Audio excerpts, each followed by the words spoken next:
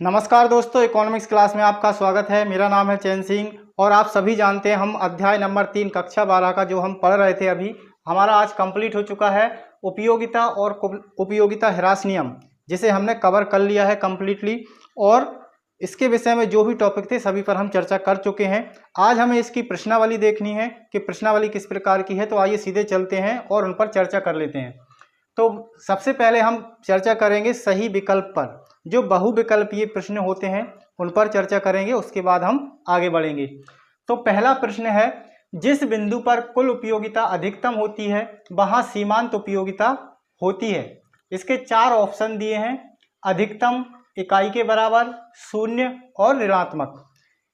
जब हमने कुल उपयोगिता और सीमांत उपयोगिता वाला जो क्लास था उसमें आपको ध्यान है और आप यदि रिवाइज करेंगे तो आपको मालूम चलेगा कि हमने ग्राफ पर कुल उपयोगिता और सीमांत उपयोगिता दोनों को करके देखा है कि उनका किस प्रकार का व्यवहार है। तो जब कुल उपयोगिता अधिकतम होती है उस समय सीमांत उपयोगिता शून्य हो जाती है और जब कुल उपयोगिता घटने लगती है तो सीमांत उपयोगिता ऋणात्मक हो जाती है। तो इसका सही आंसर कौन सा होगा? जब कुल उपयोगिता अधिकतम होती है उस समय सीमांत उपयोगिता शून्य होती है। तो आंसर कौन सा है? तीसरे नंबर का। तो अधिकतम नहीं होती, ये नहीं होगा, इकाई के बराबर है, ये भी नहीं होगा, शून्य होती है, ये हमारा राइट आंसर होगा। ऋणात्मक नहीं होती है, ये भी नहीं होगा। जो तीसरा नंबर का है शून्य, ये हमारा सही आंसर होगा। मतलब कुल उपयोगिता जब अधिकतम होती है तो उस समय सीमांत उपयोगिता क्या हो जाती है? 0 हो जाती है, शून्य हो जाती है। अगला प्रश्न है, जिस बिंदु पर कुल उपयोगिता अधिकतम एवं सीमांत उपयोगिता शून्य होती है उसे कहते हैं, उसे क्या कहते हैं? पूर्ण तृप्ति का बिंदु। अब पूर्ण तृप्ति का बिंदु हमारे ऑप्शन में है, पहला है पूर्ण तृप्ति का बिंदु, दूसरा साम्य बिंदु, तीसरा अधिकतम लाभ बिंदु, उपर्युक्त में से कोई नहीं। तो हमें मालूम है, जो हमने पढ़ा हुआ है, जब कुल उपयोगिता अधिकतम होती है और सीमांत उपयोगिता शून्य हो जाती है तो उस जो स्थिति है उस बिंदु को हम कहते हैं पूर्ण तृप्ति का बिंदु। तो राइट आंसर हमारा कौन सा होगा? फर्स्ट वाला, पूर्ण तृप्ति का बिंदु इसका राइट आंसर होगा। इसके बाद उपभोक्ता का संतुलन होता है। तो उपभोक्ता संतुलन का जो क्लास है उसमें हमने जाना है कंडीशन, शर्त क्या होती है कि मार्जिनल यूटिलिटी जब उस वस्तु की कीमत के बराबर हो जाती है तो उस समय उपभोक्ता संतुलन की स्थिति में होता है। मार्जिनल यूटिलिटी को किससे शो करते हैं? MU से, और वस्तु की कीमत को हमने P से शो किया था। तो वो ही समीकरण इसमें दिया है, देखिए फर्स्ट वाला है मार्जिनल यूटिलिटी ऑफ X, मतलब जिस भी वस्तु का हम ज्ञात कर रहे हैं। तो X क्या है? यहाँ पर वस्तु है कोई भी जिसे हम मान सकते हैं, और P क्या है? उस वस्तु की कीमत है, मतलब उसी वस्तु की मार्जिनल यूटिलिटी, सीमांत उपयोगिता और उसी वस्तु की कीमत जब दोनों बराबर हो जाती हैं तो उपभोक्ता क्या होता है? संतुलन की स्थिति में होता है। तो पहला दिया है marginal utility of X equal to price of X, और दूसरा है marginal utility of X greater than price of X, मतलब मार्जिनल यूटिलिटी जब अधिक है किससे? कीमत से। और तीसरे में क्या है? Marginal utility less than price of X, मतलब सीमांत उपयोगिता कम है किससे? वस्तु की कीमत से। और ये तो है ही नहीं, जो हमने पढ़ाई नहीं है अभी, मार्जिनल यूटिलिटी भागित divided by price of X, तो ये तो होना नहीं है चौथा वाला। जब अधिक होती है, जो सीमांत उपयोगिता है वह अधिक होती है तो उस समय उपभोक्ता क्या करता है? और अधिक वस्तुओं का उपभोग करता है, वह उस समय संतुलन की स्थिति में नहीं होता। तो ये वाला भी नहीं होगा। जब मार्जिनल यूटिलिटी कम होती है कीमत से तो उस समय क्या करता है? उपभोक्ता उस वस्तु का त्याग कर देता है। क्यों? क्योंकि उस जिस वस्तु की हमें उपयोगिता नहीं रहती उस वस्तु का हम प्रयोग नहीं करते। तो तीसरा वाला भी नहीं होगा। पहला वाला क्या है? Marginal utility of X equal to price of X, मतलब उस वस्तु की सीमांत उपयोगिता बराबर है उस वस्तु की कीमत के। तो मार्शल के जब हमने गणनावाचक दृष्टिकोण पढ़ा था मापन का, उसमें वो क्या कहते हैं कि हम जिस भी वस्तु की जो उपयोगिता है उसे माप सकते हैं मुद्रा के तौर पर। मतलब जैसे एक उदाहरण लिया था, अगर एक व्यक्ति एक पुस्तक के लिए 50 रुपये देना चाहता है तो उसे उस जो पुस्तक है उसकी उपयोगिता कितनी है? 50 रुपये के बराबर, मतलब मुद्रा के रूप में उसे हम माप सकते हैं। तो सही आंसर क्या होगा हमारा? फर्स्ट वाला। यहाँ पर जो सीमांत उपयोगिता है उस वस्तु की कीमत के बराबर हो रही है, तो उपभोक्ता क्या है? संतुलन की स्थिति में होगा। अगला प्रश्न क्या है? उपयोगिता ह्रास नियम लागू होने का कारण। अब उपयोगिता ह्रास नियम लागू होने के हमने दो कारण देखे थे। एक तो क्या था? आवश्यकता विशेष की संतुष्टि करना क्या होता है? संभव होता है। वैसे तो जो मनुष्य होता है उसकी आवश्यकताएं असीमित होती हैं और साधन सीमित होते हैं, लेकिन किसी विशेष आवश्यकता की पूर्ति करना संभव होता है। दूसरा उसका कारण हमने पढ़ा हुआ था, वस्तुओं का जो पूर्ण स्थापन ना होना। वस्तुएं एक दूसरे को पूरी तरह से स्थापन नहीं कर सकती। जैसे खाने की है, खाने की वस्तुओं में रोटी और चावल का यदि उदाहरण लें, तो यदि हम दोनों चीज़ें बनाते हैं और हम दोनों ही चीज़ों का उपभोग करते हैं, तो ना ही हम पूर्ण रूप से रोटी को त्याग सकते हैं और ना ही पूर्ण रूप से चावल को।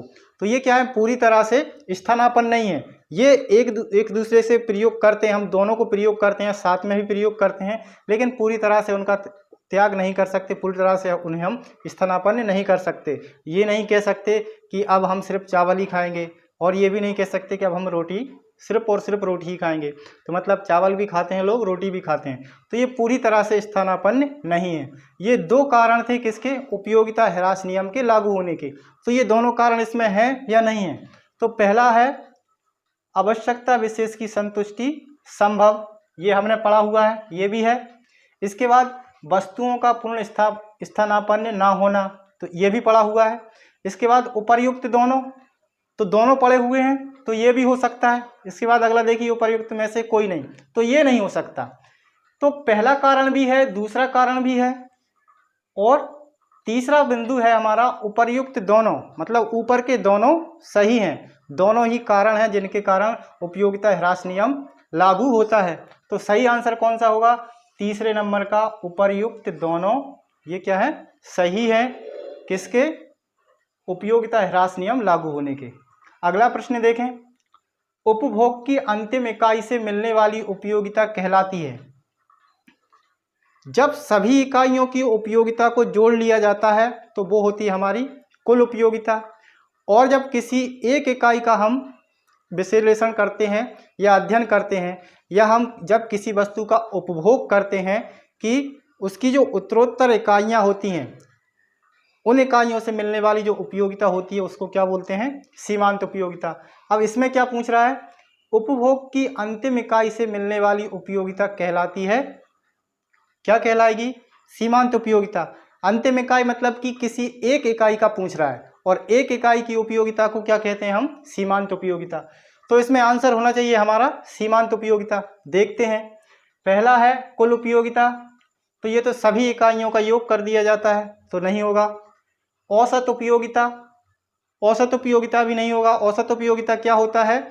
औसत उपयोगिता निकालने के लिए जो कुल उपयोगिता होती है उसको हम उपभोग की हुई इकाइयों से भाग देंगे, तो फिर हमारी औसत उपयोगिता निकल के आ जाएगी। किस प्रकार से? जैसे हमने एक इकाई की, किसी वस्तु की, हम मान लीजिए हमने 10 इकाइयों का उपभोग किया, 10 इकाइयों का उपभोग किया है, और इनसे मिलने वाली कुल उपयोगिता है 100। तो औसत उपयोगिता क्या होगी? 100 हमारी क्या है? कुल उपयोगिता है, और ये उपभोग की इकाइयां हैं जो हमने उपभोग की हैं। तो कुल उपयोगिता में हम भाग दे देंगे उपभोग की हुई इकाइयों का, तो हमारी औसत उपयोगिता निकल के आ जाएगी। तो औसत उपयोगिता भी ये इसमें नहीं है, अंतिम रूप से इसमें मिलती है क्या? नहीं मिल रही है। इसके बाद समसीमांत उपयोगिता। समसीमांत उपयोगिता अभी हमने नहीं पढ़ा हुआ है, इसको हम आगे पढ़ने वाले हैं, तो ये भी नहीं है। इसके बाद चौथे नंबर का है सीमांत उपयोगिता, मतलब एक इकाई की जो उपयोगिता होती है उसे सीमांत उपयोगिता कहते हैं। तो आंसर कौन सा होगा हमारा? चौथे नंबर का, सीमांत उपयोगिता। अगला देखें, उपयोगिता की माप संभव है। तो उपयोगिता की माप संभव है मतलब उपयोगिता को हम माप सकते हैं, और उपयोगिता को किस में मापते हैं? हम यूटिल में मापते हैं। और जो हमने पढ़ा हुआ है पहले सेशन में, शायद ये पढ़ा हुआ है, ठीक से ध्यान नहीं है, तो उसमें हमने पढ़ा हुआ था उपयोगिता को दो दृष्टिकोणों से माप सकते हैं। पहला था गणनावाचक दृष्टिकोण जिसका समर्थन मार्शल करते थे, और दूसरा था क्रमवाचक दृष्टिकोण जिसका समर्थन करते थे एलन और हिक्स। तो दो दृष्टिकोणों से उपयोगिता को मापा जा सकता है। तो ये क्या पूछ रहा है, उपयोगिता की माप संभव है? हाँ है। कितने दृष्टिकोणों से? दो दृष्टिकोणों से। अब आंसर में क्या क्या है, गणनावाचक दृष्टिकोण तो इससे कर सकते हैं, क्रमवाचक दृष्टिकोण इससे भी कर सकते हैं, उपर्युक्त दोनों से भी कर सकते हैं, उपर्युक्त में से कोई नहीं। तो ये गलत है। जब तीन सही हैं तो हमें आंसर कौन सा देना है, जिसमें ऊपर के दोनों का जिक्र हो। तो दोनों का जिक्र किसमें है? तीसरे वाले में। उपर्युक्त दोनों मतलब पहला और दूसरा सही है, जिसके द्वारा हम उपयोगिता को माप सकते हैं। तो सही आंसर कौन सा होगा? तीसरे नंबर का, उपर्युक्त दोनों।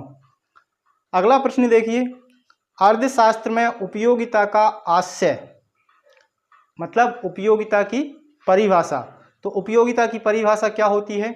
उपयोगिता वस्तु का वह गुण होती है जो किसी विशेष आवश्यकता की संतुष्टि कर सकती है या आवश्यकता पूर्ति की शक्ति रखती है। तो इसमें देखते हैं क्या क्या दिया है। और हमारे इसमें है पहला, किसी वस्तु की आवश्यकता पूरी करने की शक्ति। उपयोगिता की जो परिभाषा है वो पहले में हो गई हमारी, तो ये सही है। आनंद का ये गलत है, खुशी का ये भी गलत है, उपदेयता का ये भी गलत है। ये हमने तीनों नहीं पढ़े हुए हैं, केवल पहला पढ़ा हुआ है। अर्थशास्त्र में उपयोगिता का आशय किसी वस्तु की आवश्यकता पूरी करने की शक्ति होती है। तो सही कौन सा होगा? फर्स्ट नंबर का, किसी वस्तु की आवश्यकता पूरी करने की शक्ति। इसके बाद आगे बढ़ते हैं। अब एक शब्द में जो आंसर दिए जाते हैं, एक शब्द में उत्तर वाले प्रश्न देख लेते हैं। तो अर्थशास्त्र में आवश्यकता पूर्ति की शक्ति को क्या कहते हैं? पहला जो प्रश्न है वो हमारा चैप्टर का नाम है, क्या कहते हैं इसको? उपयोगिता। तो आंसर क्या हो जाएगा? उपयोगिता कहते हैं। केवल उपयोगिता ही लिखना है, हमारा आंसर कंप्लीट हो जाएगा। उपयोगिता कैसी होती है? उपयोगिता जो होती है वो अमूर्त होती है। अमूर्त मतलब जिसको हम ना ही छू सकते हैं ना ही देख सकते हैं, केवल महसूस कर सकते हैं। तो इसका आंसर क्या होगा? अमूर्त होती है। अगला क्या है? उपयोगिता की कैसी धारणा है? तो ये भी हमने पढ़ा हुआ है कि उपयोगिता एक आत्मनिष्ठ धारणा है। आत्मनिष्ठ मतलब कि मनोवैज्ञानिक, मतलब जो भी उपयोगिता होती है उसे हम जो महसूस कर सकते हैं वह हमारे मस्तिष्क के द्वारा महसूस कर सकते हैं कि हमें उपयोगिता कितनी मिल रही है और कितनी चाहिए। तो इसका आंसर क्या होगा? उपयोगिता की धारणा कैसी है? आत्मनिष्ठ धारणा है। ये हो गया। आगे बढ़ें।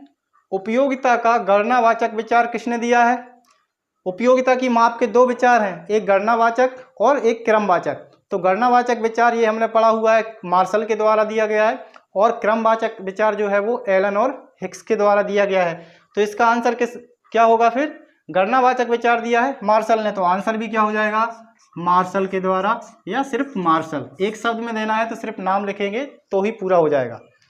उपभोग का नियम किस विश्लेषण पर आधारित है? हमने क्या पढ़ा हुआ है? सीमांत उपयोगिता ह्रास नियम। तो आंसर क्या होगा? सीमांत उपयोगिता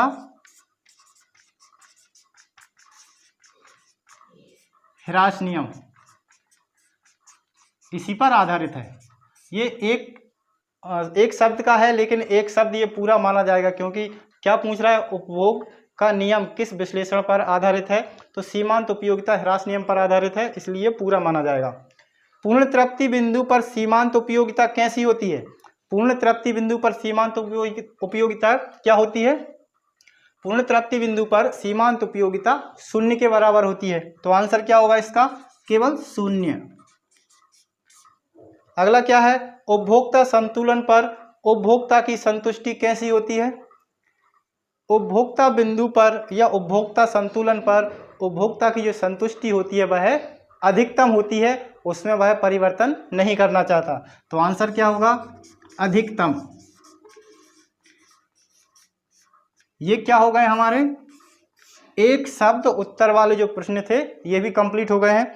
अब आगे हम जल्दी जल्दी से बुक से और देख लेते हैं जो जोड़ियां हैं और रिक्त स्थान है, बाकी सत्य असत्य हैं, तो इन पर भी चर्चा कर लें।